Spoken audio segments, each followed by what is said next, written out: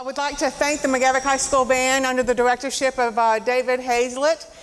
The Long Blue Line, he was a member of the band actually when our oldest son was in the band, so we've seen David grow all these years, and he's become a very fine band director for the Long Blue Line, so thank you to the McGavock Band.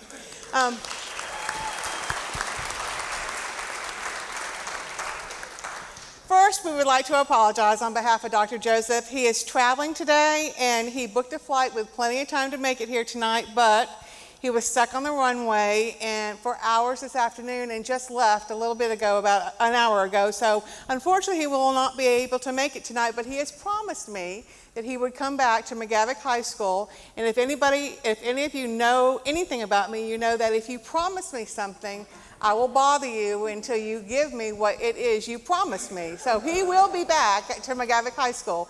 But in his stead, we have his chiefs here tonight. We have Chris Henson, who is his chief operational officer. We have Dr. Monique Felder, who is his chief academic officer. And then we have Dr. Cedar Narcisse, who is his chief of schools. And so they will be happy to entertain questions on his behalf. We also have staff in the back who are furiously taking notes on his behalf so that we can get back to you any questions that you have that these three chiefs cannot answer.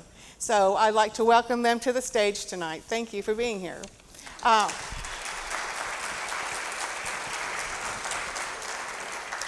So I'll just go over a few housekeeping rules. First, we have translation services available to anyone who might need them. There's a table in the lobby with translation headsets. So I'm going to ask our translators tonight to repeat the information to make sure that everyone is aware. So if you come down front, please. Here they come.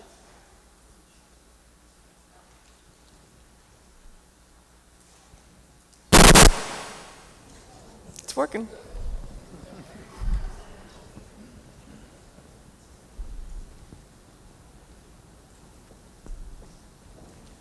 Buenas noches, mi nombre es Noé Escalante Ramos, soy un intérprete de español. Afuera tenemos una mesa que tiene dispositivos y audífonos. Si usted necesita nuestros servicios, por favor salga afuera, venga a verme y con gusto le atenderé para que escuche la información de esta noche en español. السلام عليكم، أنا عبد الستار ركاني مترجم اللغة العربية في الإدارة التعليمية. إن كنت بحاجة إلى خدمات الترجمة قابلني في الخارج لتزويدكم بالأجهزة الضرورية لذلك. شكرا. Okay, next I've been asked to go over the format for tonight's meeting. It's called a Listen and Learn because we are here to listen and to learn from what it is you want to share with us. We have two staff members with microphones, one in each aisle, so please wave so everyone can see you when you have a question that you want to ask. If you want to speak, simply raise your hand and one of the staff members will come with you and they'll try to get to you in the order in which you raise your hand. They will be holding onto the microphone so that if they can't reach you, please come to the aisle that's closest to them. And when we want to stress when they call on you, please don't form lines in the aisle. Please stay in your seat until you're called. In order to hear from as many people as possible, we want to ask to keep your comments to 1 minute or less. The staff with microphones will be keeping time, so when they start pulling the microphone away from you, you know that your time has ended. If you're not comfortable with speaking into a microphone, you should have received a comment card when you came in tonight, and you can put your thoughts on the card. These will be read aloud throughout the night, so just hold your comment card up into the aisle. And before we start with our questions, I would like to acknowledge a few people in the audience. From the school board, we have Dr. Sharon Gentry. She's our school board chair.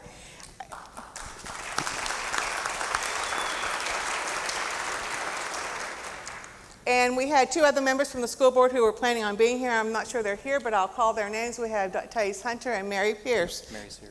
Mary's Pierce. Good. Thank you. Thank you for being here. From our Metro Council, we have Councilman Larry Hager, and is standing in the back.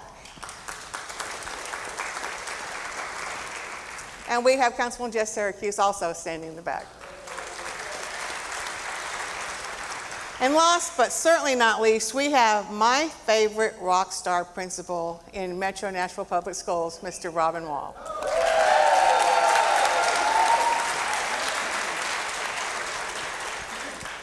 The Q&A will end at 7:30 tonight, but we will certainly be around to answer any other questions that we didn't get to if you would like to stay and ask. And my colleague Thais Hunter just walked in, and there she is right there.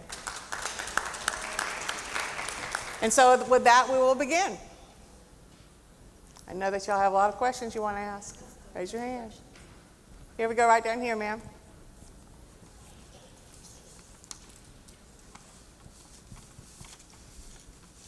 I'm Janice Wolf, and our special ed children are being left behind.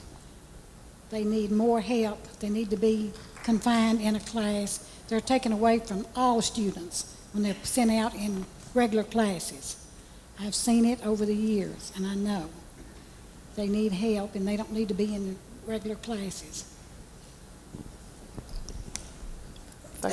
I'll start, and thank you for that comment. And that has been something we've heard at other listen and learn sessions, and so it's something that's obviously of importance. And I'm going to let Dr. Felder, who is the Chief Academic Officer, special education or exceptional education falls under her area of responsibility. I'm going to let her talk about what we're going to do moving forward.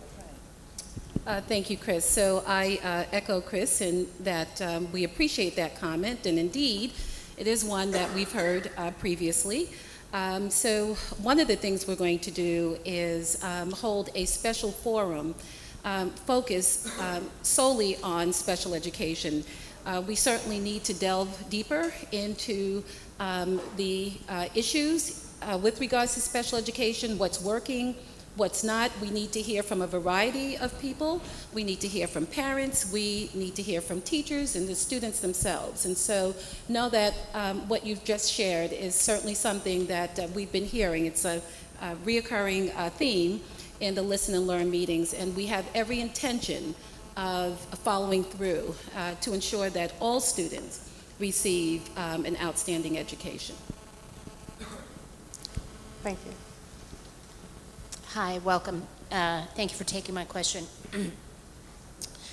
While I understand the drive for academic achievement in this particular social, political, emotional climate, what are your plans to promote the psychological, social, and emotional well-being of our children?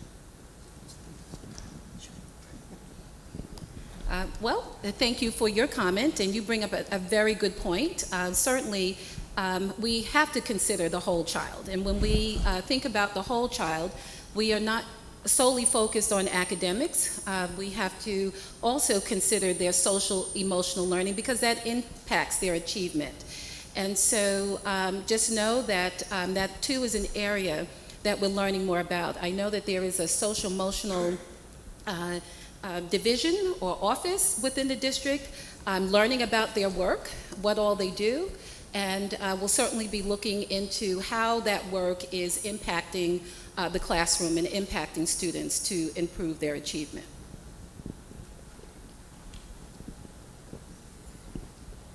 Good evening. My name is Pamela Sims. I have children in the Antioch cluster. I missed that meeting, so I came tonight in hopes to meet and hear from Dr. Joseph, which you guys are, it's glad to meet you guys also.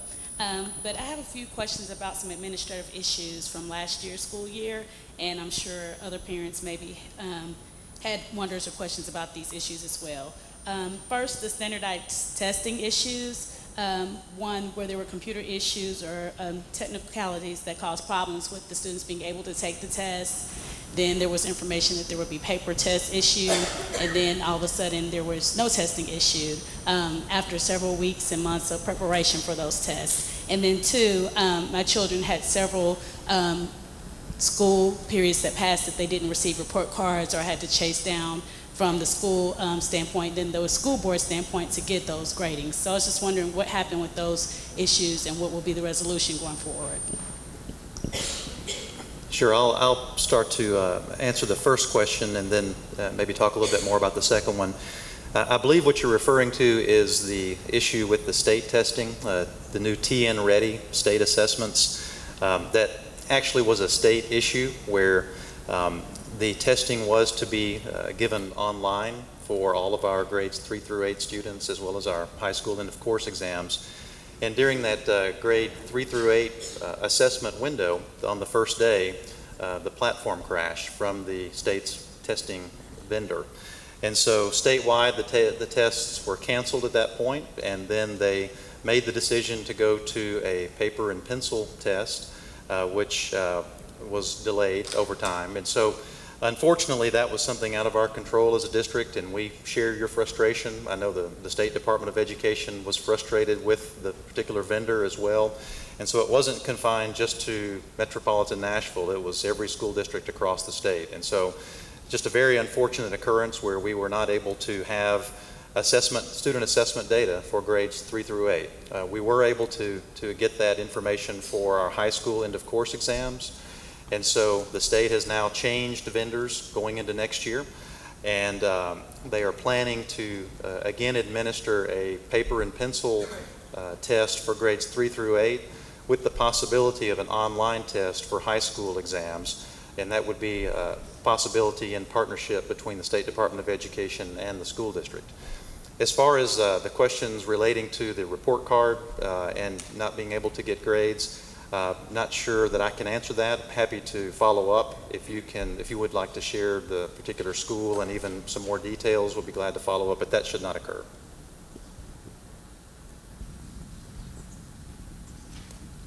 Hi. I just wanted to ask you about special ed. You're talking about that you are going to have a forum. How are you going to discern that information to the parents so we can attend to that forum? Well, much like the Listen and Learns, we will advertise the forum via multiple ways. One would be through the district's website. Certainly we will inform schools and do call-em-alls or robocalls. Not sure what the term is that's used here. We will send information home in numerous ways, and may find that we will need to have more than one, but we will certainly use every means available to notify parents when that forum will occur. And I believe it's being scheduled for the fall. I don't know the date at the moment, but we will get that information out as soon as we can.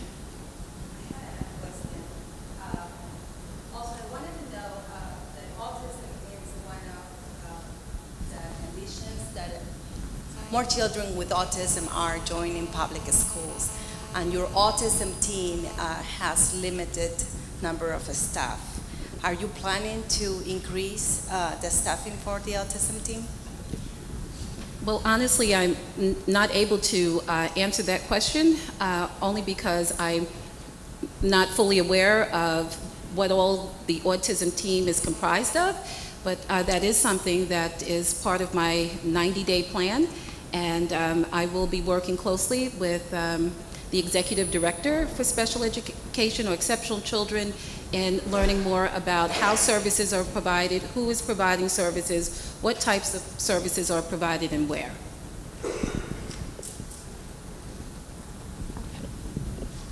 Good evening and welcome to Nashville and welcome to our team here at Metro Schools. It's at the beginning. I know you have a lot of good things that's planned for us. And wearing that hat and being a community outreach advocate, working with the youth from different ages, my deep concern is there is a number of our children who are in school who are just unlearned. I worked with 30 kids this summer. I asked them to write down their parents' names. They could not even spell their parents' names. I asked them to give me a list of activities that they would like to do. Simple words like movie, skate center, they could not spell. I am working with high school at-risk students. So I asked them, after becoming very emotional and trying to figure out what to do, because many of them are in the 9th and the 10th grade, I had them to come back and be honest with me. We have a number of them who are professional cheaters. And they confided me and they shared with me on how they cheat. But with the standardized tests, I'm like, well, you can't, cheat with that. But getting back with them, I asked them, what more can we do? So one of the things I want you to keep in mind is they will open up and let you know. But if we can have more sympathy and empathy and say, that's okay. So next year, just working with them and taking tests and not being nervous about that and we really need to work with them on spelling, their English and literacy, and their math. The kids are just making the way through. So just want you to keep that in mind, if we can just develop something that's just warmly embracing them, because I look at it, it's our fault. Okay. Yeah, thank you for that comment. One of the things that Dr. Joseph has charged us is to kind of create professional development pipelines, we call it. So as you can see, one of the major changes is Dr. Felder's job is to focus specifically on pedagogy and academic performance.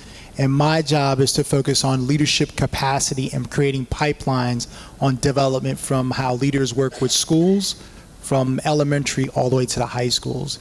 And so the reason that he's really intentional about that is because he believes that the more that we can focus around development, and as we align resources around our focus around that work, the greater capacity we can build in a lot of our faculty to support students from a social emotional side to the academic side. And those things will help as we build a lot of our community resources and connect them to our work. Good evening. We have a question from a card. It's about the grading policy. Are there plans to change the grading policy to better emphasize the importance of effort, honesty, integrity, and the value of hard work?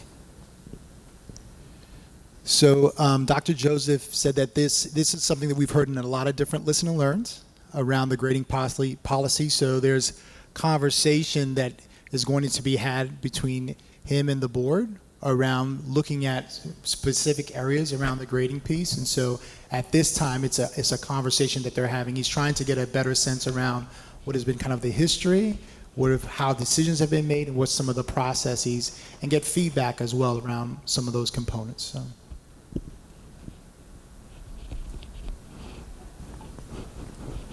Oh, sorry. Thank you. Good evening. I am a community liaison, and my question is directed to students and families that are homeless that are part of the district, and I wanted to know what is the plan of action.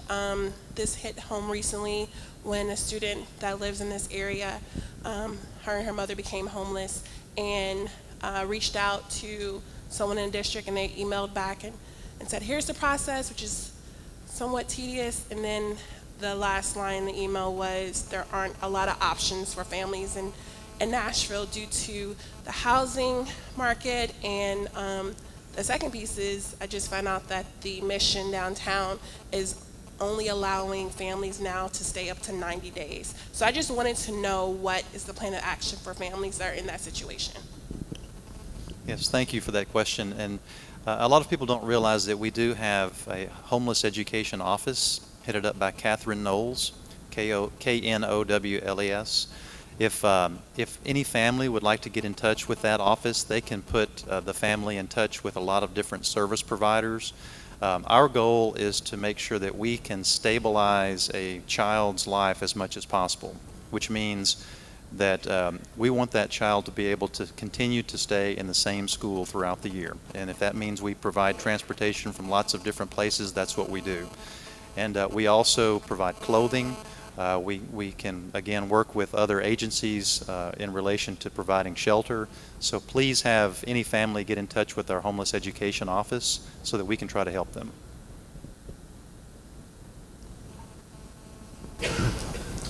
Good afternoon, everyone. Glad to see the faces from the emails I've been getting. I'm with transportation. The school bus drivers will receive their bus today, and they're having a lot of hard time finding parking spots at some of the schools that will not allow them to park. Is there anything that can be done about that? That's a difficult issue to deal with and a good question. Our bus lot, as I'm sure you know, has very limited parking. We're not one of those school districts that's small enough to be able to park all the buses in one place, and so therefore we have drivers taking buses home. We have buses parked in different locations across the county, across the city, and so we'll continue to work with our principals. One of the issues that we deal with is we have to make sure that wherever the buses are going to be parked and where they're going to be driven has the a high impact pavement so that we don't damage parking lots, etc. But we'll continue to work with principals at the schools so that if the school is in a good location, a centralized location, then that's a good place for them to park. So we'll continue to work on that. Hi, I'm Hannah Ott. I'm the school counselor up at Gateway Elementary in the Hunters Lane cluster. And just on the same note as social emotional learning, like that is my role in the building, or most of the time it is usually. But I'm also testing coordinator, and so for about 4 months, I can't really do any guidance or anything. So I was just wondering if you, other than testing, I didn't know if you guys were looking at somehow being able to change that so that most of myself and my colleagues don't have that role. So thank you for that comment. I can tell you that is something that we are looking in. Again, starting to hear, again, some reoccurring themes, and that's certainly one that we've heard. You know, if we want to ensure that our students are well-rounded and that they are equipped with the tools that they need to be successful in life, again, we have to focus on the whole child. And we know that school counselors play a critical role in helping to ensure student success. And so if the majority of a school counselor's time is spent doing things other than working with groups of children and supporting them and equipping them with the problem solving and conflict resolution skills that they need, as well as some of the helping them to cope and deal with some of the things that they're going through outside of school, because they will bring it in, right? And it's going to, impact their instruction. Then we have to ensure that school counselors have the time that they need to work with students. So that is something that we are going to focus on this year. Good evening. My name is Kayla Eastman. I'm the Director of Child and Youth Ministries at a local church here in Nashville. And so my question for you as a team is, how can those of us who aren't necessarily directly connected with Metro schools, either as a parent of a student or an employee, how can we function best as community members to support you in the long-term success of our schools? Well, first of all, thank you very much for your willingness to do that. And we have one organization that we typically use to provide volunteer services to our students and to our schools, and that would be the Pencil Foundation. Through the Pencil Foundation, we have a number of churches, businesses, and individuals that partner with schools. They become their Pencil partners. They also provide tutoring services for students, whether it be reading or math. And so if you haven't pursued that option, I would encourage you to look at Pencil, and to be able to continue to be able to work with our schools and with our students. And again, we appreciate your willingness to do it, but I think that would be your best approach. Good evening. I have a little one that's going into kindergarten. She'll be in the Antioch cluster, and she'll be going to the new Smith Springs Elementary. And I toured the school with the principal, Mr. Foreman, and I'm really excited about it. They're going to have a lot of things going on, and the kids are really going to have a lot of access to a lot of technology. But I was concerned that another parent that I work with, her child is zoned for Thomas Edison, and everything I was telling her in regard to Smith Springs, she was like, they don't have that at Thomas Edison. And I was just wondering if there's any type of funding or any evaluation in place that will look at other schools with the children, the kindergartners, first graders, who in this changing world of technology becoming more and more prominent, where those children will have as much access to those things as the newer schools or the children that do have access to it right now. Great, good question, and thank you for that. And you're in for a treat at Smith Springs. Lance Foreman is one of our best principals. The principal at Thomas Edison is also excellent. I think he's here tonight. But one thing that I wanted to point out was, as you said, when we built Smith Springs Elementary, we equipped it with a lot of technology. And as you know, the school just opened last year. And so our plan is to take that same kind of planning and to extrapolate it out to all of our schools. And so we have a new executive director of IT who is working very closely with our learning technology or instructional technology area in determining what that plan should look like. Because Smith Springs was sort of a model, and then let's take and see, is that the model that we want to use for all of our schools?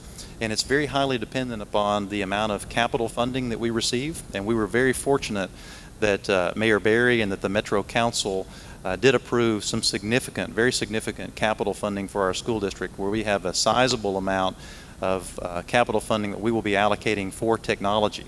And the vast majority of that technology we're going to push out to the schools. And so we're in the midst of developing that IT plan to determine what kind of technology will be pushed out and what will the plan be, as far as we've got a number of schools, as you know, to get that technology to all of our schools. So that's in process.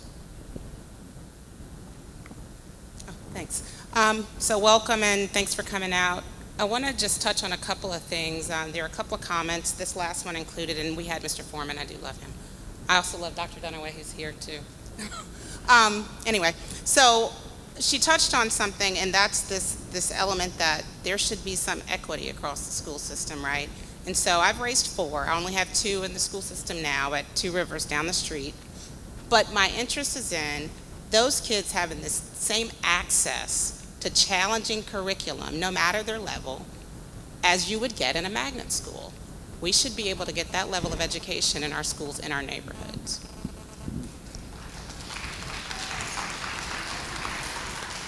And simply stated, we agree.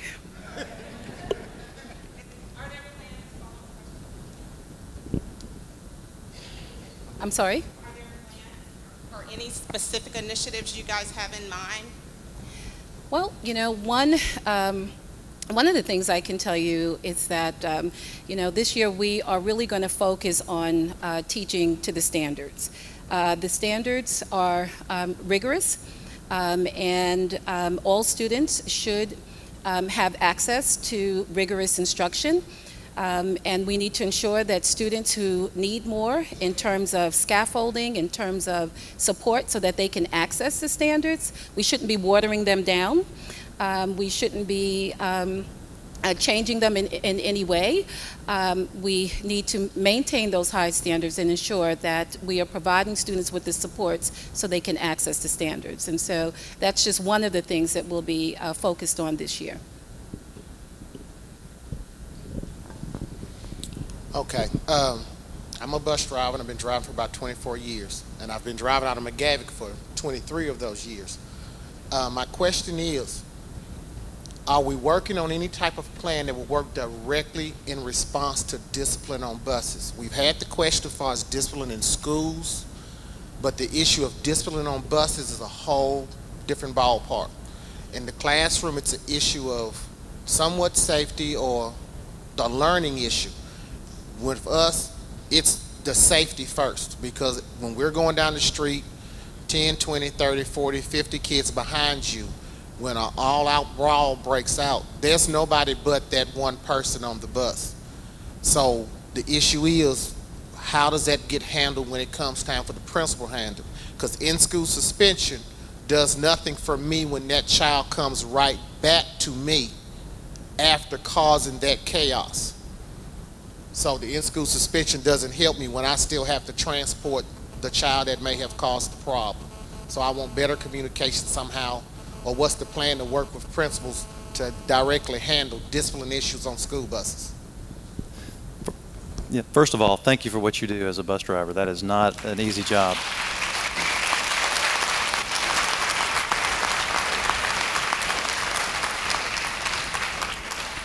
And you bring up a good point. What we need to do is a couple of things. But first, we need to improve the communication that we have with the school staff, and particularly with the school administration, because they, as you know, are the ones that administer whatever discipline will be administered as it relates to behavior on the school bus.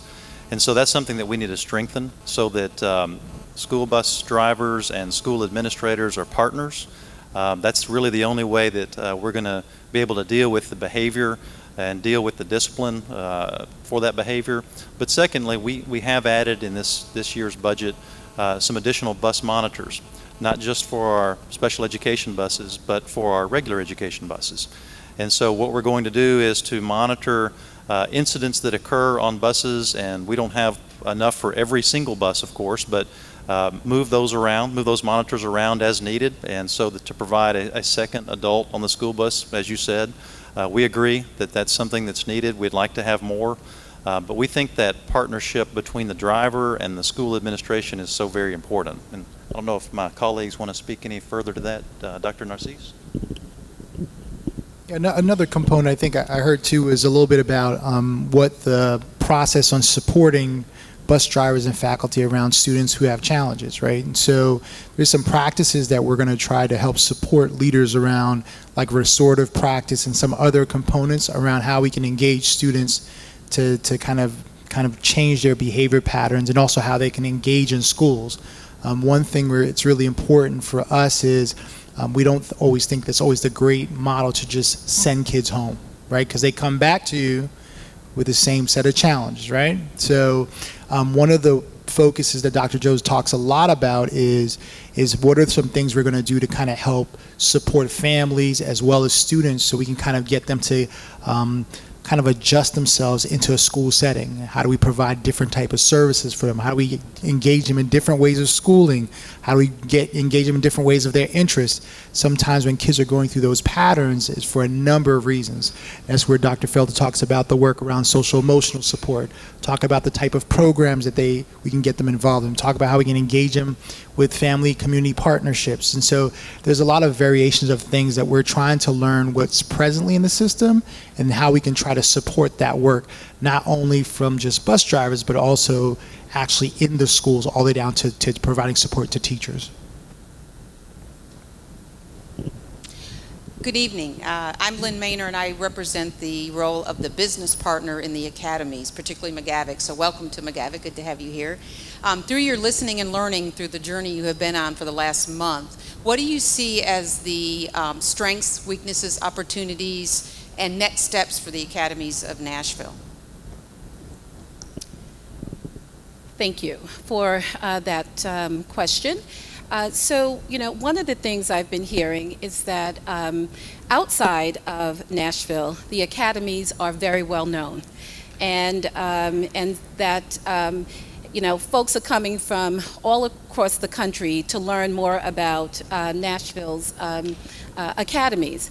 However, I'm also hearing that knowledge is not as high within the city.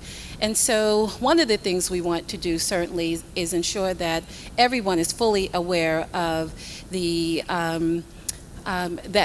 what the academies offer and how they support students in preparing them to be college and career ready. So that's certainly one of the things that I've heard. Chris or Cito? Yeah, I think also to Dr. Felder's point, it's what we've heard is really a great strength is about the focus that each of the academies have. And so the question that we ask a lot is about what are the type of services that are being provided within those academies, how students have access to these different set of academies, and how are the development of the academies with how teachers get supported, what are some models around how leaders think about that, how communities engage with the knowledge around the academies, and how did the business partners support the academies, and how we can kind of leverage resources to provide different opportunities for students and families around that work. So that's at least what we've heard in 11 listen and learn so far. Hi, Hi, my name is Dee Dee Melton, and I'm an art teacher here at McGavock High School. I've recently also worked in Metro on the elementary level teaching art, and I am very concerned about the lack of specifically visual art education across our school. Going back to the whole child, I really think visual arts and music and other fine art departments are really a part of that whole child and a part of that social emotional learning, along with the research that keeps coming out saying that to be successful, you have to be a creative thinker and problem solver. I've noticed that since the funding has gone towards principals, that's a lot of times what they cut. And so I was wondering if there's going to be more funding allotted specifically to the fine arts departments and to make sure that there's equality across Metro Nashville.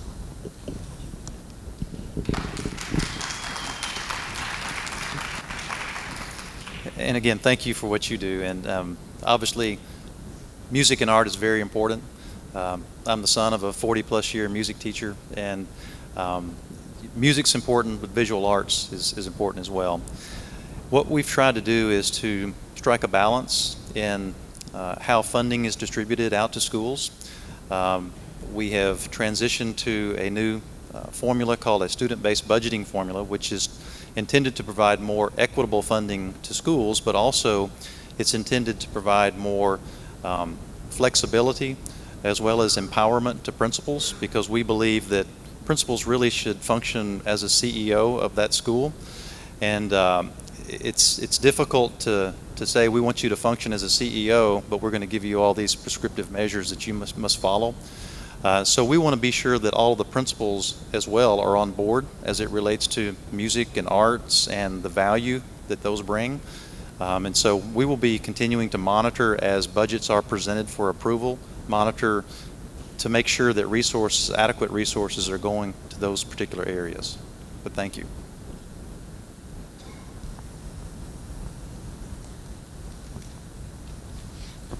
I'm just wondering, do you have a class for driving? You know, like teaching kids how to drive when they get their driver's license, anything like that? Because I think that might be a good idea. Sure.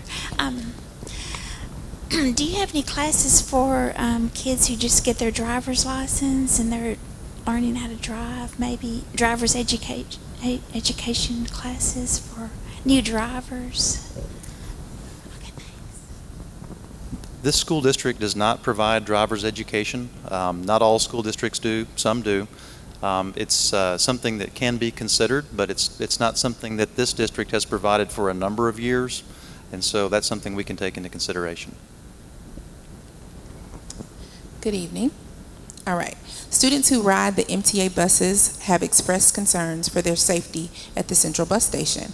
Are there plans to provide school-operated buses to provide a safer, more reliable option? What we've tried to do is to collaborate with city services and utilize, whenever possible, city services that might be available. And we've worked closely with the mayor's office and with the police department as it relates to security at the downtown Music City Central, I believe, is what it's called. We know there have been a few instances down there, of some violence down there. And so we, instead of looking to just continue to expand yellow school bus transportation, what we're trying to do is to make sure that that experience for not only students, but that's for anyone that's riding an MTA bus, is a positive experience and a safe experience. And so we'll continue in that regard.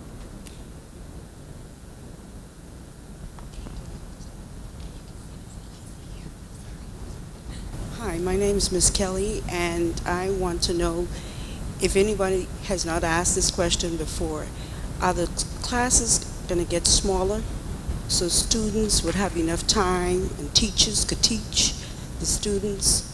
Because the classes are always oversized and some children need a little extra help. Sometimes they have to get that help in the summer, but the classes are excessively large. Teacher can't get to all the students. They try their best to, and some students get left out, and the teachers are overwhelmed. Are you going to do anything to make the classroom sizes smaller? Good question. Thank you. As I mentioned a few minutes ago, we transitioned to student-based budgeting, where we provide an allocation of funding to schools, and principals then determine, principals and their leadership team, which should include teachers, parents, community members, etc., determine how that funding allocation would best be budgeted and spent based upon their own school improvement plan. And each school receives an allocation that allows that school to be in compliance with any class size requirements that would be out there. And so a lot of times what happens is the principal would make a decision as it relates to class size, but there is a limitation on that class size as it relates to what's required in state law. There are specific class size requirements that are in state law, and each school in their budget tool, it would not allow them not to have enough teachers to be in compliance with state law. So if there are specific issues, we would want to be sure that we know where those are and what grades we're talking about. It may be higher than what some people want, but it would be within state law requirements. And of course, there are also other schools that have class sizes that are much lower than state law requirements. And so it's really a matter of how the school is determining how they want to budget those dollars that are being provided as it relates to schedules and as it relates to class size, but still be in compliance with state law.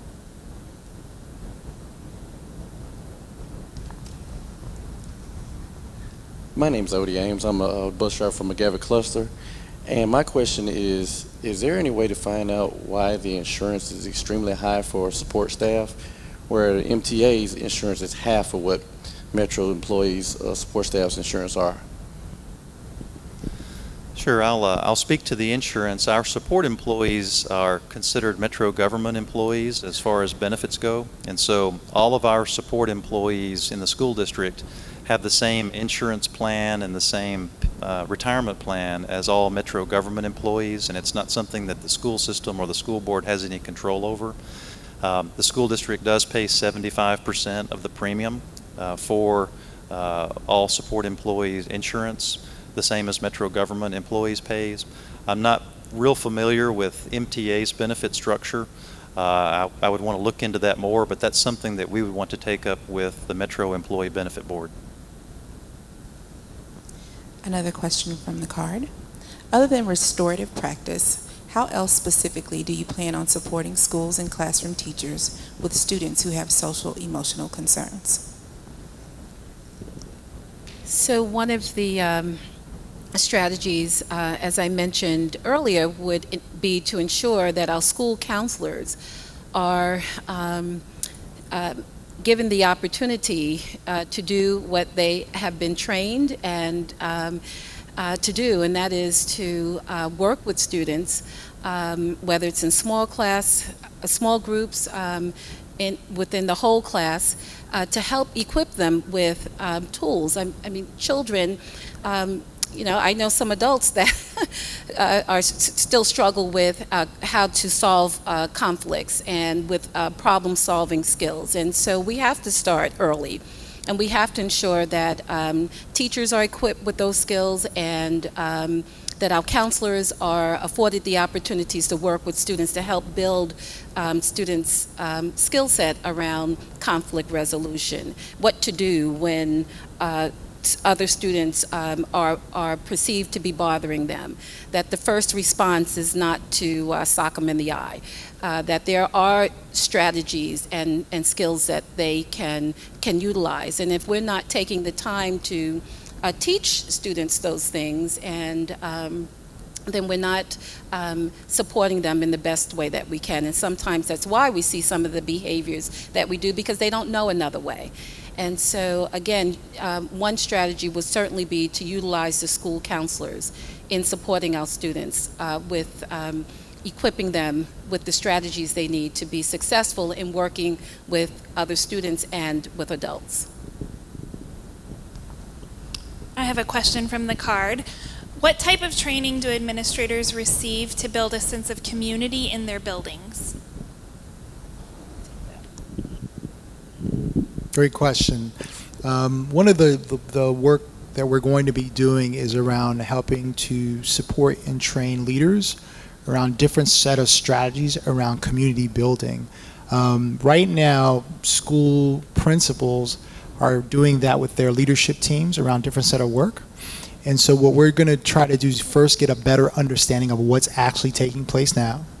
And then after that, begin to have conversations with them on what are some ways we can support them to do some team building their way on how they work around with schools and with teachers in different departments on doing some of that work. And then how are they also able to engage around bringing different groups in to help support them around building that community within their schools, whether it's through community-based organizations or whether it's through our businesses, different set of groups around that work. Thank you. Another question from the card. What are the plans to engage parents in their child's education for the express purpose of decreasing school discipline issues?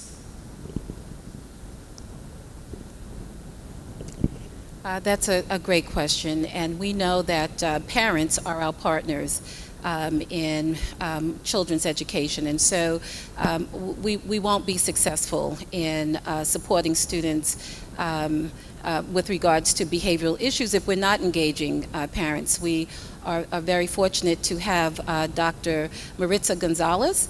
Dr. Maritza Gonzalez, who's here with us tonight, is our new executive officer. Yes, you can applaud for her. It's okay. She's the new executive officer for equity and diversity, and she will be working with the Department of Family and Community Engagement, and so certainly that would be one of the topics of focus this year. Again, the goal is to involve parents, to engage parents, to better equip parents to help us and partner with us in their children's education. And again, it's not just focusing on the academic side of a student, but also focusing on the social, emotional, as well as the behavioral side of students. In that way, we are truly looking at and considering and supporting the whole child.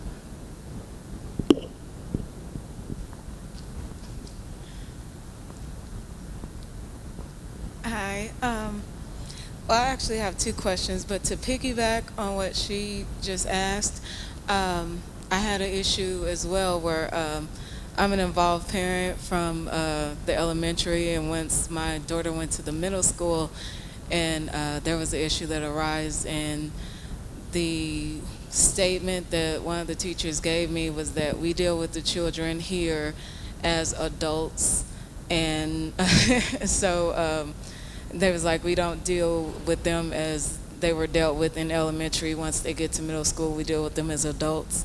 So that was an issue for me.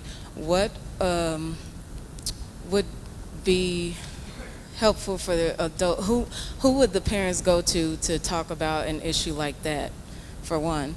And my actual questions were, are there any plans on improving the information or communication for incoming families, such as, to me, I'm new to the high school part of this, so I would call and try to get information, and I would leave voicemails, but would get no return calls. Or we're invited to the schools, but there's no mapping, so once I get there, I don't know where I'm going. And when reaching out, when you do reach someone, you're sent from extension to extension to extension before you ever get an answer for what you're looking for. And then my other question is, are there any regulations on updating the school websites?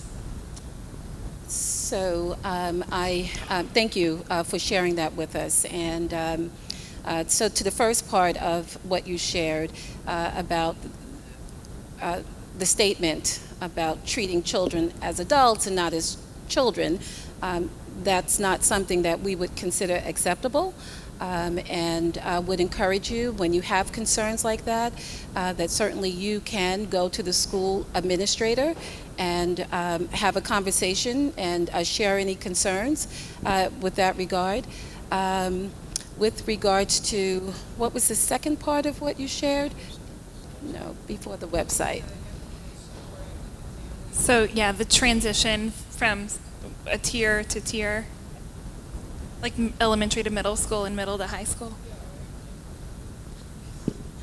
Are there any plans on improving the information or communication for incoming families, for such as when I first moved to Tennessee, yes. and also from middle school to high school, and I've never had to do anything with high school until she got here? Yeah.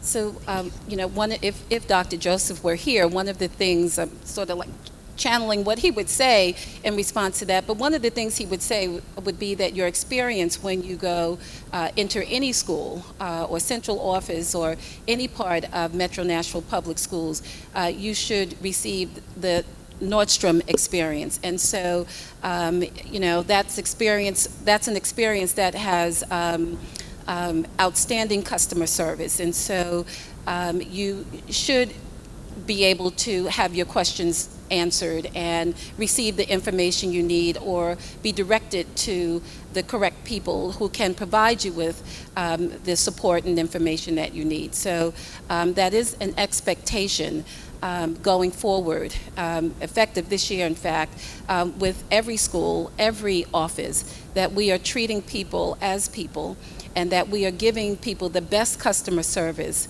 that we possibly can. And with regards to the website is in the process of being updated, and I believe August 1st or thereabout. Okay, so the new school sites are up right now, and the entire website will be in the process of being revamped, but will be launched on August 1st. So it should be improvement there. So you touched on the Nordstrom experience. I'm really excited about that. I've been fortunate enough that my kids have been in schools where I get that because I'm able to go there. Mm-hmm. However, there is the challenge of engaging parents who have to overcome that obstacle of actually getting there to be engaged. Yes. And working with Dr. Dunaway for some of the students at Two Rivers down the street, there are parents who want to be engaged. Their kids are bussed in, but that's a challenge to overcome. You don't get to have the Nordstrom experience. You don't get to even have the opportunity to sit with the teacher and have that level of engagement because it's absent. Are there any initiatives or plans for, I don't know how many schools are in that situation, but that opportunity to take the, I'm sorry, I'm stabbing you with a pen. Sorry about that. To take that to the parents when you have to overcome obstacles like that, because really, if we're honest about it, those are also the places where you have barriers to learning, right? You're overcoming very basic things like, did the kid eat before they got to school?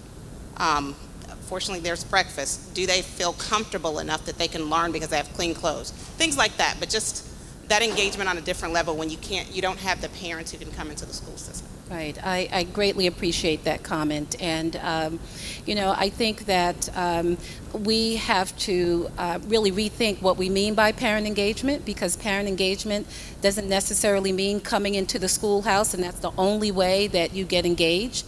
There are other places and opportunities to engage parents. In a previous district that I was in, they had a table set up in a mall.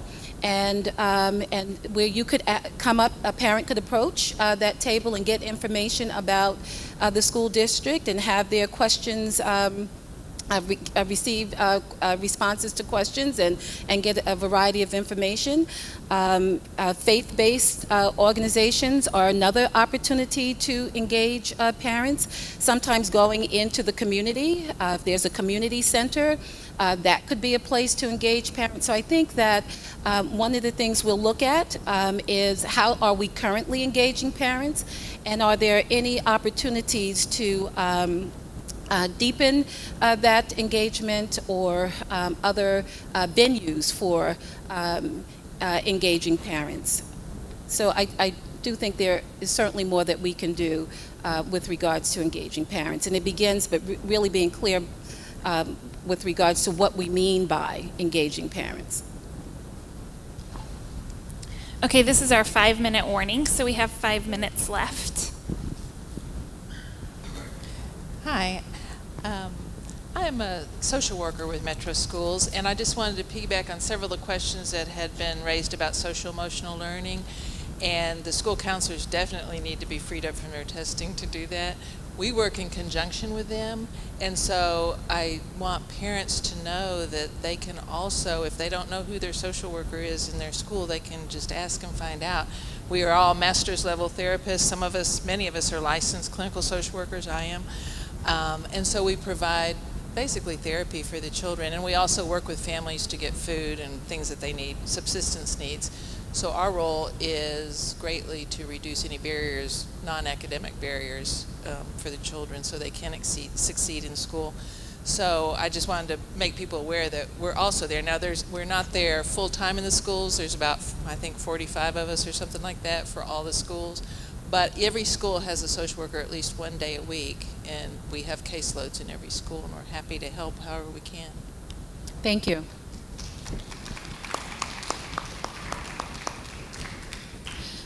Question from the card.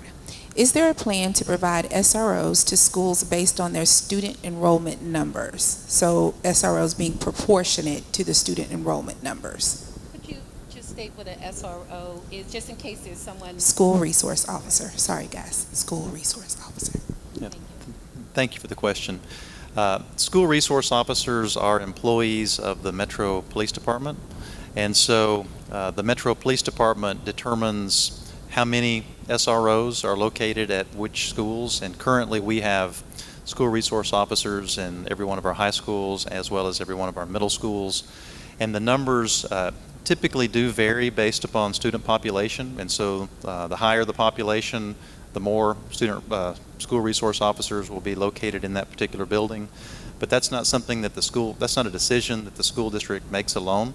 We do collaborate, of course, with the Metro Nashville Police Department, but those are Metro Police Department employees. They are not MNPS employees, and they determine how many that we receive and how many each school receives in conjunction with conversations with the district.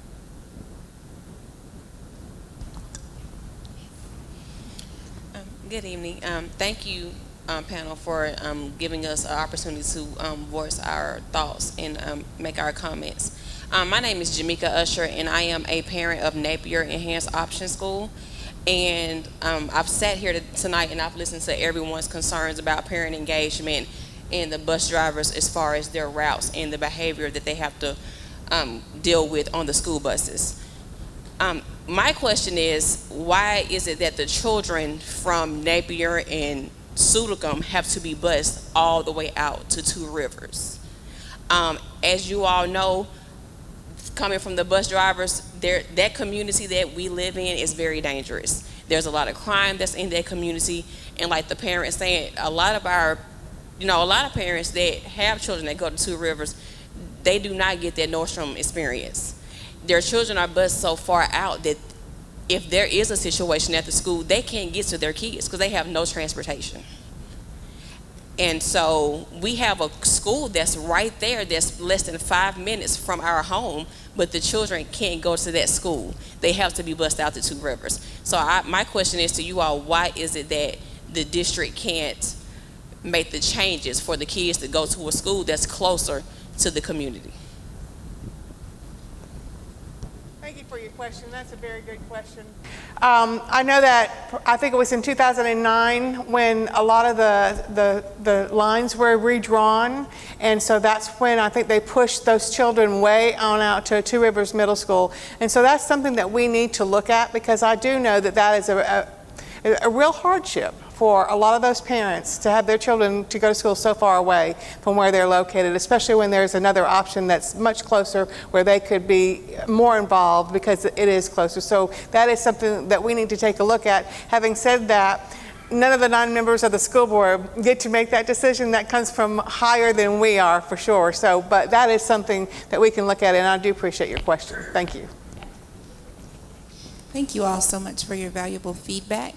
Unfortunately, we are gearing towards the end, so please make sure that you utilize your question cards, and if you have a question, write it on the card, and this will be the last question. Thank you. My grandson has to be at school at 7 o'clock in the morning, and one day I got a phone call at 1:30 that he was not in school at 7 o'clock, and I knew he was because we brought him to school. Why does it take so long for the school to call parents to let them know that their child is not in school? They could be in Kentucky anywhere in that length of time. That's true. Yeah. Or Alabama. Not to make light of it. I'm sorry. Yeah, that should not happen. Parents should be notified much earlier than that if a student is not enrolled, because attendance obviously should be taken in every class, and if a student is not there, then there should be a procedure, a process and a procedure in place to notify parents in a timely manner, and so that clearly shouldn't happen. Thank everybody for coming out tonight. Personally, I want to thank everyone who had something to do with this Listen and Learn session, because there's a lot of activity that goes on behind the scenes before we even get to be on the stage tonight. So thank you to everybody who participated in this. It was a great event. And I promise you, we will have Dr. Joseph back here today if I have to kidnap him and bring him here myself. But he has promised me he will make good on that promise. And like I said, yes, he will be here again. So I'm hopeful that you will come out and meet him. He's been a fantastic leader to date. He hit the ground running before even his official start date. We have had our first retreat with him. He gave us homework for the retreat. We had a book to read, but it was a phenomenal retreat. The Chiefs were there as well. We have another one scheduled. I've been on several retreats with the school board. This one felt 180 degrees different than the other retreats have ever felt. So we have a lot of great things going on. So please stay involved. Please come back for the next one.